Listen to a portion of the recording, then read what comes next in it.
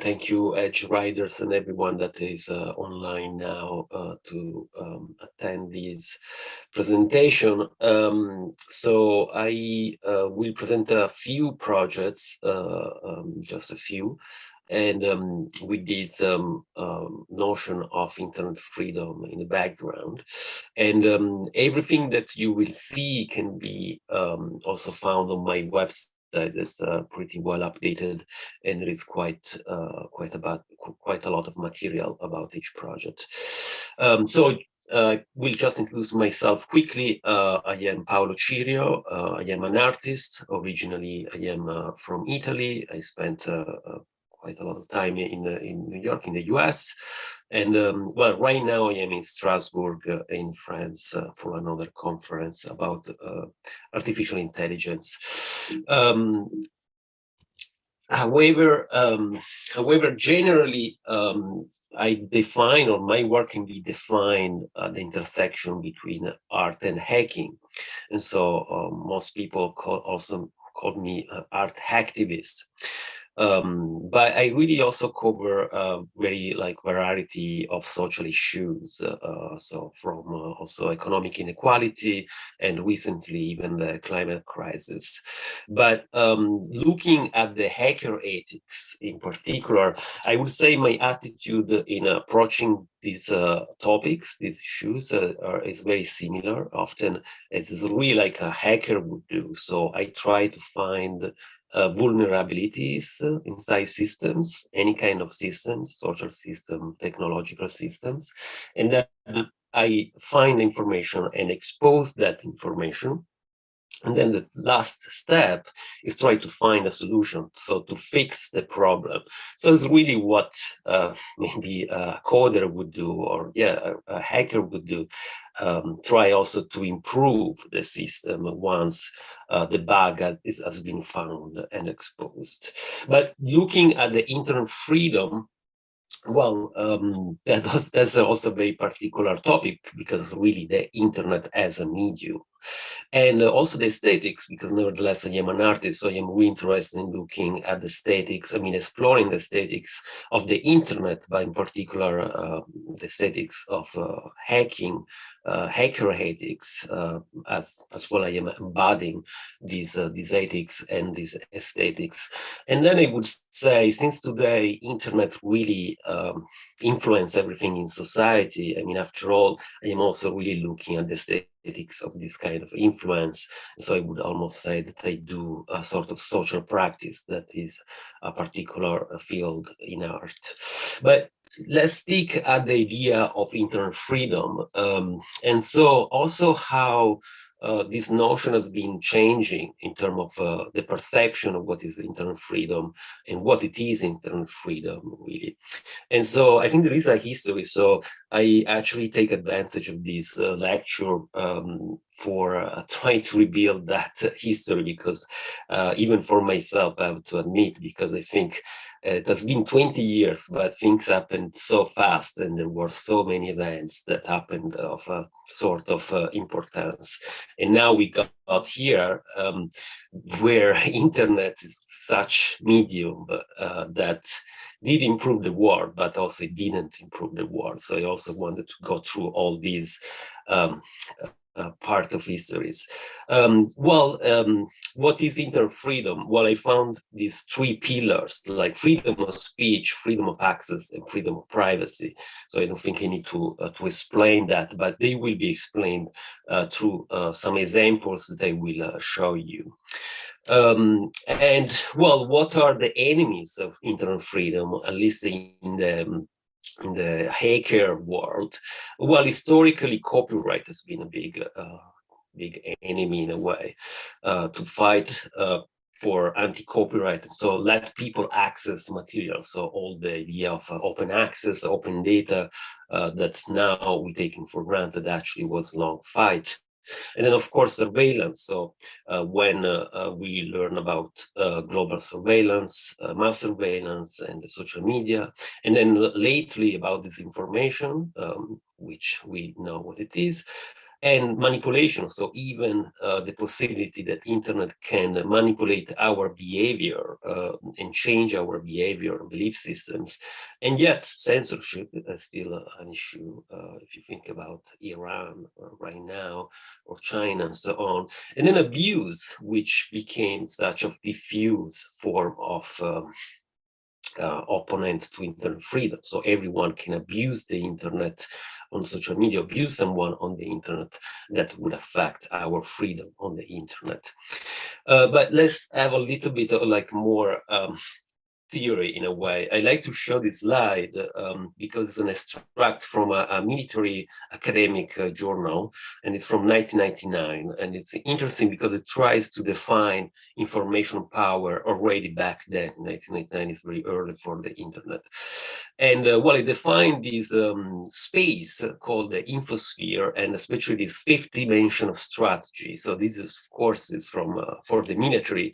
So they consider this as a new dimension, and what kind of strategy should be used in the military sense.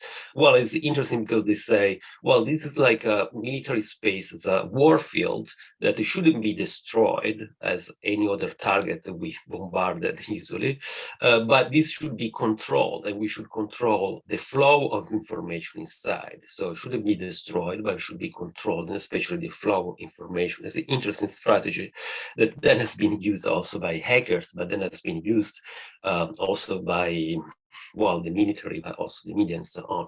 What I really like from this extract is really the last phrase that says, the fifth dimension is malleable. To some extent, it can be molded and shaped. This for an artist is really perfect because it sounds like an artist statement. It really like says that this is a material that can be shaped and can be molded, and so it can also change social reality. And well, let's take at the fact of that information power is a weapon, and it is in the field of the cyber wars. And at the same time, the struggle over control of information, the struggle for power, power to the people, or power from the government or the military, also creates cyber protests. And so internet to disrupt with blockage or manipulation of information. And historically, the first kind of cyber protests or form of cyber attacks in this field are DDoS attack, which are denial of service attack, which are also still common today. And historically, also artists started to use it for civil disobedience. Basically, the way it works, you just flood websites of request until the website collapses and is not accessible. So it's like targeting servers through that strategy. And so this also let me introduce one of my first projects that I've done, and there is a reason because it will introduce this, which I done 20 years ago, actually. It was launched after 9/11, 2001, 2006. I was very young. That was a portal, it was basically a portal website where I was publishing articles and news against the war. And back then was just after the Balkans wars, so the expansion of NATO in East Europe, and well, the Afghanistan war and the Iraq war. So I collected and published many news, and also became sort of a point of reference for activists against the war in Europe and also elsewhere. And then I was organizing kind of attacks against the NATO through the network of Indie Media that some of you might remember. Well, Indie Media was very important back then, was this network with website in each city almost, where activists could organize and publish counter information. So there was this idea of counter information, which was what they was doing it for against the war. And so through these websites, through these networks, I was organizing this Anti-NATO Day, in which I was organizing these cyber attacks, these DDoS attacks. In that case, I did code a software. I made a little software in Flash, actually, that was that everyone could use and could eventually take down the website of NATO. I don't know if I did manage to take down the website of NATO. That would be a big claim, but that was that attempt was mentioned in this other academic publication, a military academic publication, in which they say that that is a possible threat and it's a dangerous threat and could be also used in the future for space systems even. But anyway, I wanted to talk about this project because at one point I received this email from this guy called Leonid Sabin that asked me to publish some articles and news on my site against the NATO. And of course, it was Russian.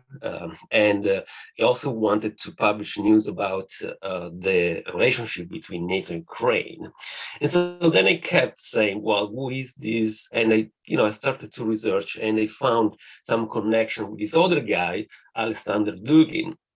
So, well, today, 20 years ago, this Leonid Sabin became a member of the Military Scientific Society of Ministry of Defense of Russia, and Alexander Dugin became quite a public figure to the point that 2 weeks ago, probably you heard that there was an attack against his car. So his car in Moscow blew up, and apparently he was the target, but the daughter actually was killed in this attack.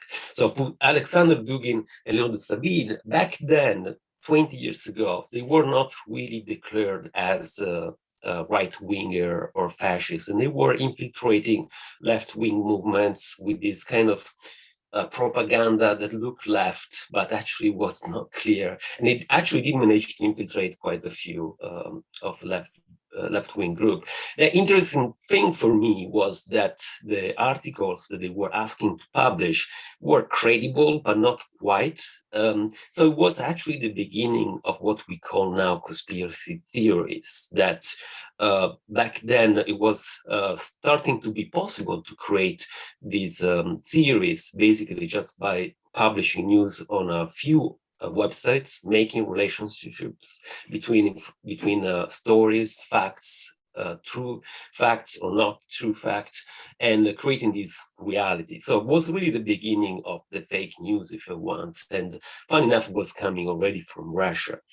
Well, that was also the moment when I decided to stop this project because I wasn't actually able to fact check everything I was publishing, and I got worried that there were too many conspiracy theories going around at that point. It was 2006.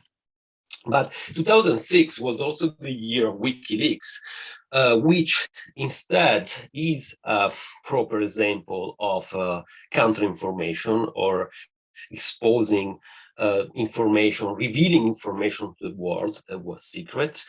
And well, these are unfortunately still also quite a sad story because we know in 2012 Julian Assange became refugee in Ecuadorian embassy in London. In 2019 was arrested and is still arrested, and the case is not resolved. And Chelsea Manning, who was actually the person providing all those leaks data, was arrested in 2010, and I mean now is free, but it's not really well. So I would say this is a moment, or probably was the last moment, in which internet could be used to distribute this sort of information, this idea of counter-information, but also to a point that actually this sort of leaks has been, they were weaponized. So we know that Julian Assange later on started also to work for the Russians, also if not completely connected to that, but definitely in the last leaks of the Clinton email, those leaks were used for very political reasons, so for during the election when Trump was elected. So Julian Assange is also has this notion of radical transparency that was great to a certain point until that kind of like radical transparency on the internet became weaponized. But let's move on from this world of cyber wars and the military, the geopolitics.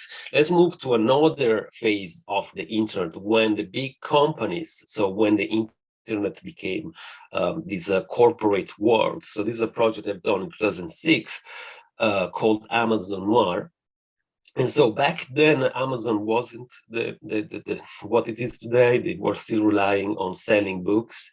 And so in this case, I hacked Amazon and I found a way to download, well, actually stealing books from Amazon. Digital books was really the beginning of digital books that Amazon were scanning and providing on their sites. So I found a way to search for common words in any book, and that common word was in any page. So from that I could get the phrase, and the phrase by phrase I could get the page, and then page by page I could get the book. And so it was basically reconstructing an entire book and having it in PDF and eventually reprinting a copy. So this was also a very particular moment, 2006, in the, let's say, in the history of copyright on the internet, and well, the freedom of access copyrighted material on the internet, because back then publishers were still very freaking out on the idea of having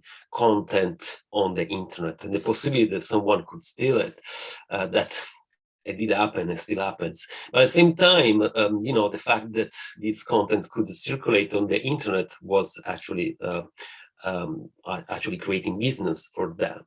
So there was this kind of strike, and Amazon itself was actually fighting or like struggling to get these deals from the publishing industry. But that really happened that from later on, now we can access digital material for a cheaper price, and eventually it's been much easier to access movies, books, music. Everything is on the internet for a very cheap price. But if you think about even the peer-to-peer issues were quite heavy. So copyright has been really a way to repress internet freedom. And so there is another sad case that actually happened few years after this project, Amazon Noir, of Aaron Swartz, which did something similar. He stole books, actually academic journals from the MIT publisher, and he released them for free. Unfortunately, he was arrested in 2011, and he died in 2013 because he was persecuted to a point that he didn't manage to survive, and he killed himself. And so the criminalization of repression of hacking actually is a very sad stories as we start to learn.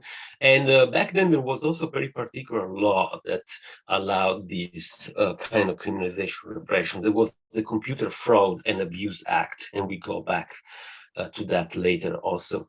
So let's move to another aspect of this corporate internet world, which is Facebook. I did this project Face to Facebook in 2011, and also it was during the expansion of Facebook. So it was adding millions of users every week, but it wasn't what it was today. And so in this case, also I managed to hack it. So I collected 1 million data of users. So basically, I created this script that was starting from one user, and I didn't need to log inside Facebook. All was open back then. So starting from one person, I could scrape, download the main picture, name, surname, even likes were public back then.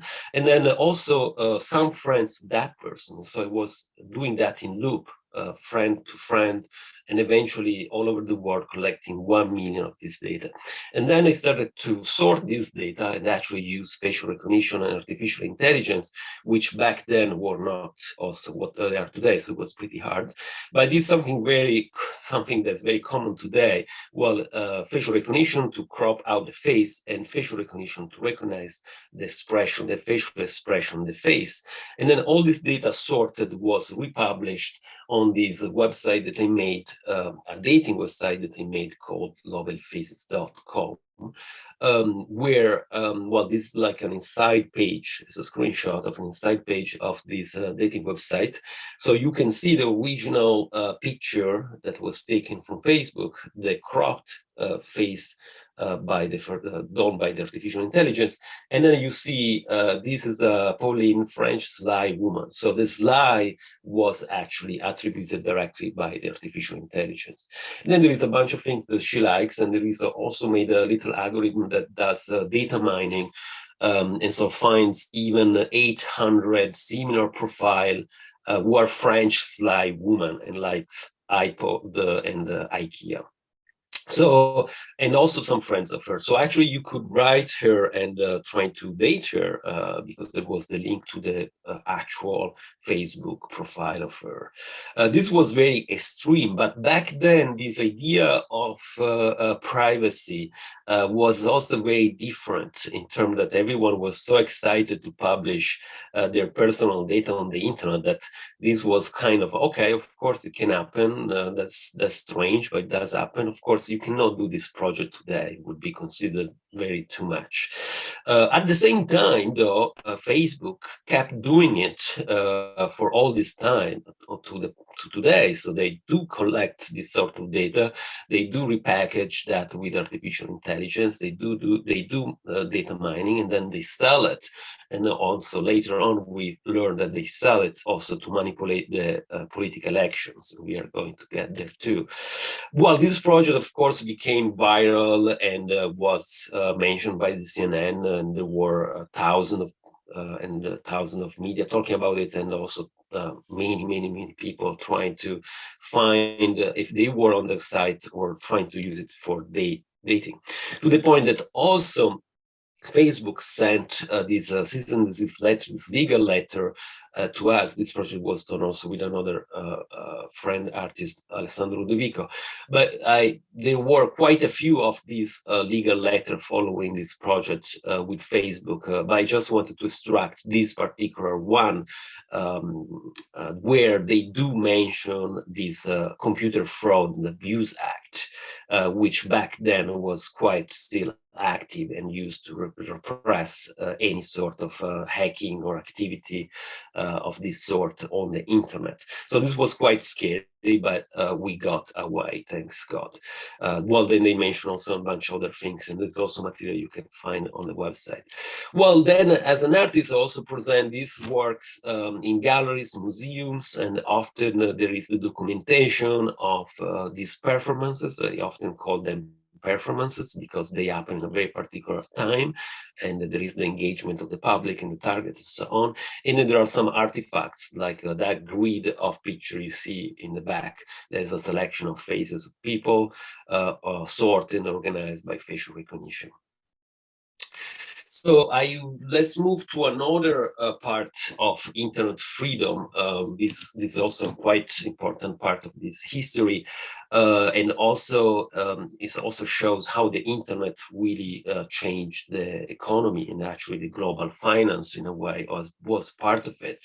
So this project is about offshore finance. It's called Loophole for All. It was done in 2013, and so in this case, I hacked this website that is the website of the Cayman Island registry, so it's governmental Cayman Island website. The Cayman Islands, you probably know, is a very small country close to Cuba, and it's a very famous offshore center. So from this website, through the very simple hack, but still took me months, I managed to extract over 200,000 companies that are incorporated in the Cayman Islands, which was actually the first time that list of companies were public and published. And so then I created this website called loopholeforall.com, where everyone could use search for one company and of the Cayman Island, a real company in the Cayman Island, and hijack that. So steal the identity of that company and start to invoice through that companies. So basically trying to democratize this global offshore world that happened through the internet today. So you don't need to be actually in the Cayman Island, you just need to be online there in a way.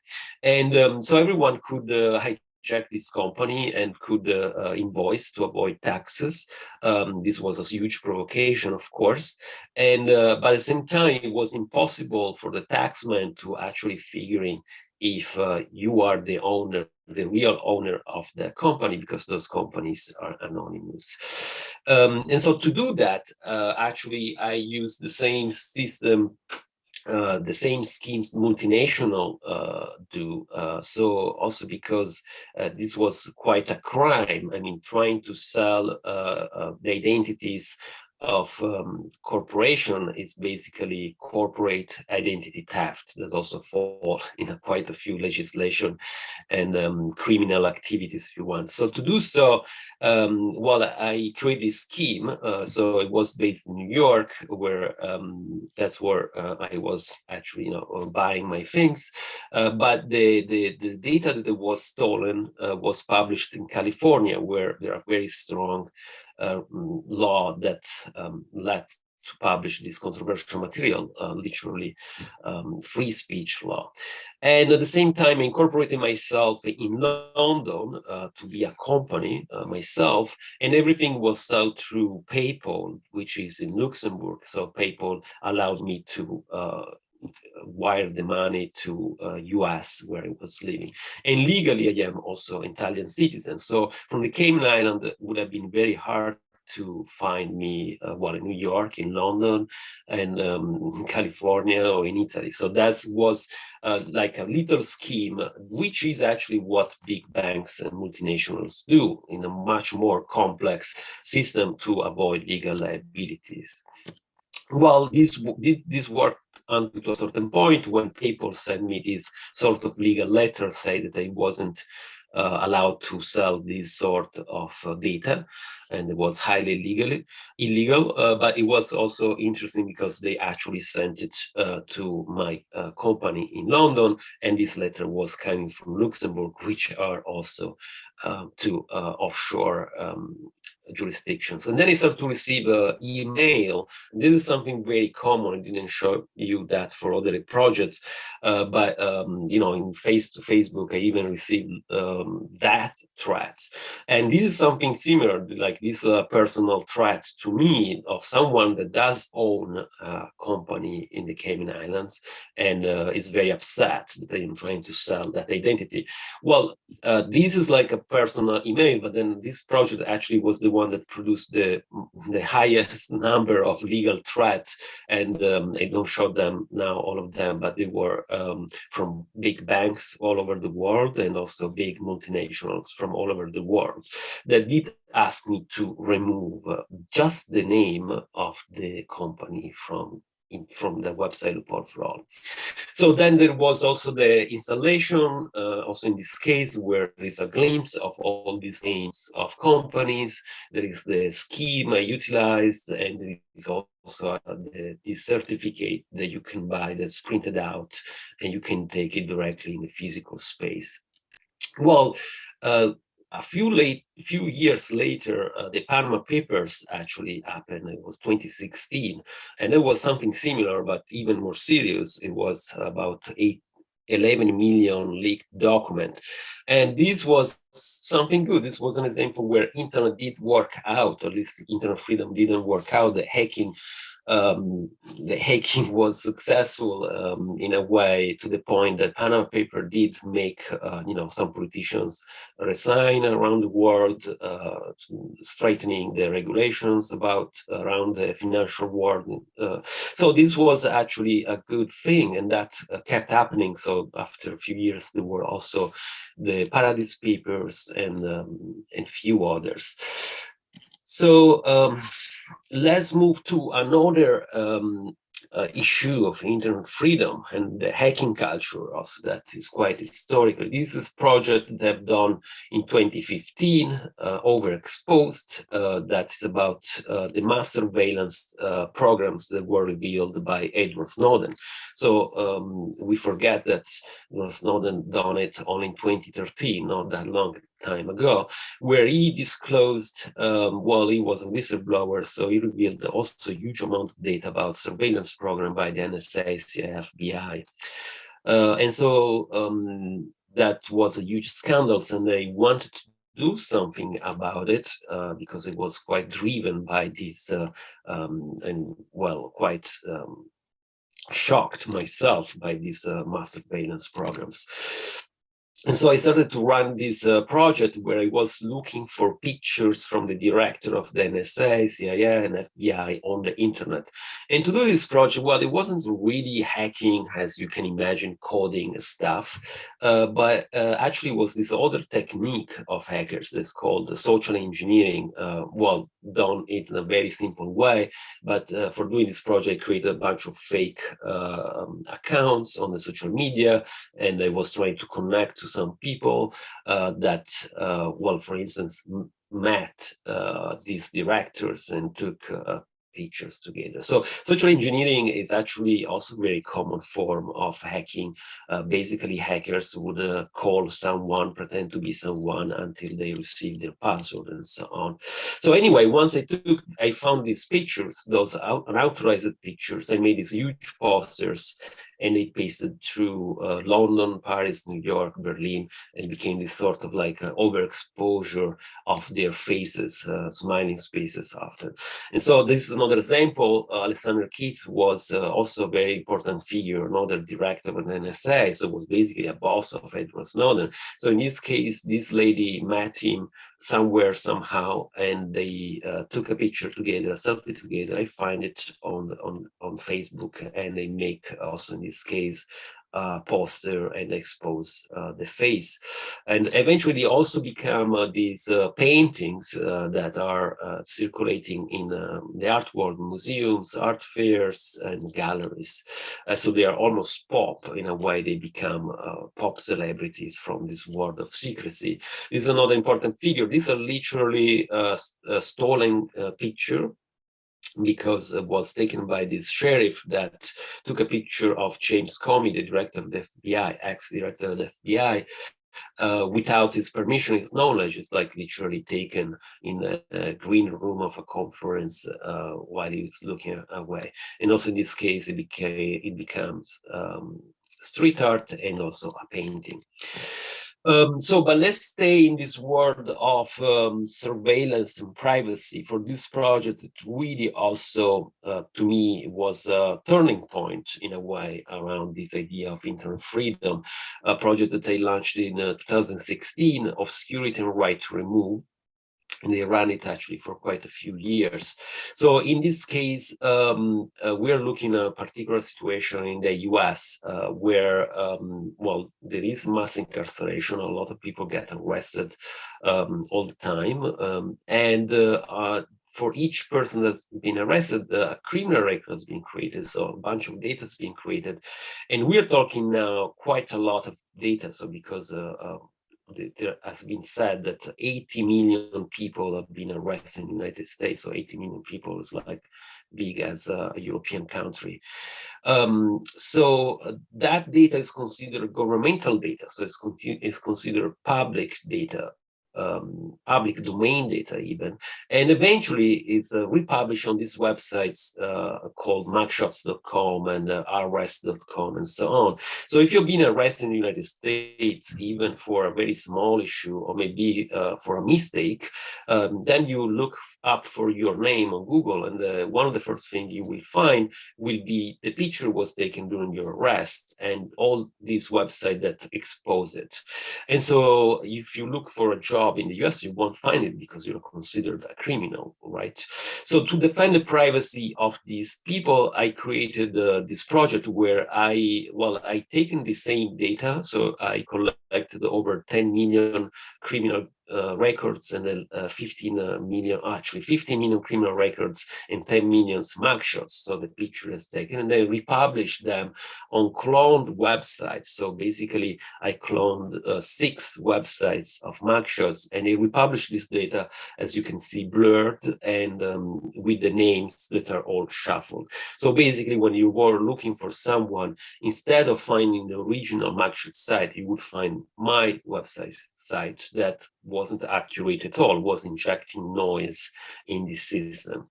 So actually, this was also effective to the point that one of these mugshot sites did send me a legal letter saying that I was stealing their traffic, stealing their identity, and so on. But behind all of this, actually, there was a campaign that I ran to promote, to actually promote the removal of this data. They shouldn't be public. It shouldn't be on the search engines like Google. So this is actually something that in Europe we do have, and it's called the right to be forgotten, which, however, is still considered controversial because the judge, the people that decide what can be removed or not from the search engines is Google itself. And so, over the years, it got better. So they have guidelines, and actually does work and did help quite a lot of people in Europe to get forgiven or forgotten from the internet.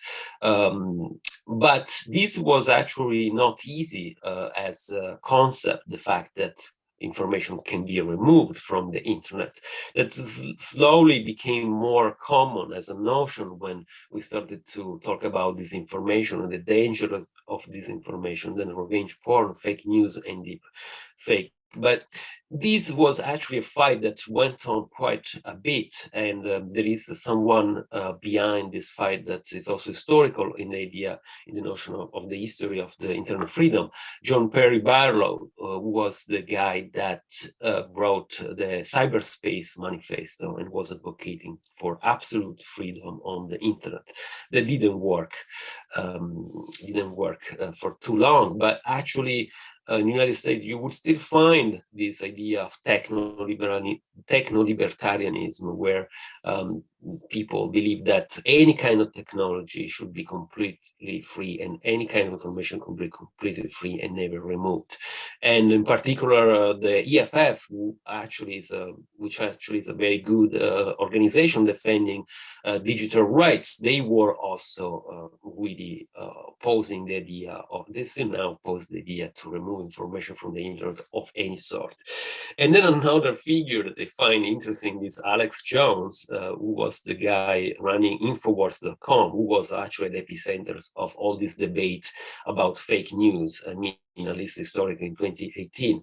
So Infowars actually was, it became the website that started to spread those fake news about the Pizzagate. You probably heard about this conspiracy theory of the Pizzagate, but it is interesting to me because it was almost a partner of my early website against the NATO, because back then Infowars actually was also providing counter information against the Iraq war and Afghanistan war.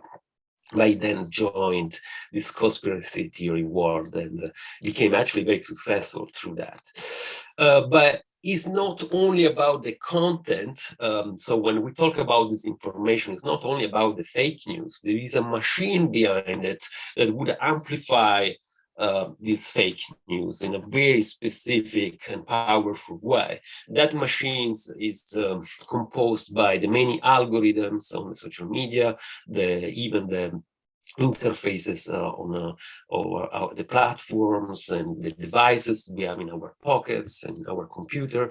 And so this is how I actually worked on this project called Sociality in 2018. And let's not forget, 2018 was the year of the Cambridge Analytica scandal. So when we did learn that there was this company, a PR company, if you want to call it, that did buy a huge amount of data from Facebook, and then basically used and pay Facebook as well to push some certain of content to manipulate the elections also in UK during Brexit and the election of Trump. So 2018 was a very particular year. And in this project, I actually collected patents of internet technology from 1998 to 2018. So actually, uh, that amount of years, which were the years when internet was really developing very fast, and there were no filter on the technology you could patent, and especially were the years of the beginning of social media and advertising on the internet we take for granted, but also even a banner on a website is patented and there is a technology behind it. So anyway, in this huge database that I composed, that actually I did it also by hacking a little bit the Google patent platform, which is a platform that has all those patents, but it doesn't really let you download a lot of data. So I did download the very bulk of data, and then I sorted them to through these categories. So discrimination, polarization, control, addiction, deception, manipulation, censorship, targeting, profiling, biometric surveillance, which are all things that happens on the internet through this technology, or this technology enable those things. And so then I selected a very few, and I even printed them out, and I went to the US colleges, and this was also another campaign I was running to, thinking that we should actually ban this technology because it's actually too dangerous. And this is also a very difficult notion we are getting now into it, thinking that information technology can be dangerous for humans to the point that we shouldn't have it around. Something that we do with chemicals or biotechnology, but we don't do with information technology. So I went to those places where that technology was created, Silicon Valley, for instance. This is actually Silicon Valley, Stanford, and I just printed and did this campaign. And also, those are also the places where eventually that technology should be also regulated, if not banned. Well, there are quite a lot. So mainly the most crazy are the ones trying to change your behavior, targeting, and so on. But there are also these ones that are about discriminations, like this one is by Facebook, for instance, and trying to determine how much you earn. And based on how much you earn, you can access or not some sort of things, or you could receive some sort of information on your feed. And there are quite a lot of surveillance that are quite, is also by Facebook, that are quite sophisticated. Like, for instance, this is not only trying to find your face, but also the friends around you. So that's also the problem. Even if you don't have Facebook, even if you want to stay out of this system, the system is so sophisticated that it's looking also for everything, mapping the world, mapping your house, mapping your personal life to a way that then they are very effective in also influencing you. So then I also made a final selection of 300 of them, and I created this book that you can find. It's pretty cheap. It's a coloring book of technology that is meant to be also sort of an educative book for children, if you want. And then the installations, which are these huge walls covered by these patterns that are meant to be overwhelming for the audience. There are quite a lot. And like inside your phone, there are thousands of these patterns. So it's not actually the individual one, but when they work all together in this way. So let's move to a last project, the most recent project as hacking in a way. This is called Capture. We get back to facial recognition and provoking actually the media and the institutions. So in this case, the hack was very simple after all. I was looking for pictures of police officers in France. So just going on Google, typing French manifestation, or like even French police football match, and then downloading all those pictures with police officers, and then you run facial recognition on it.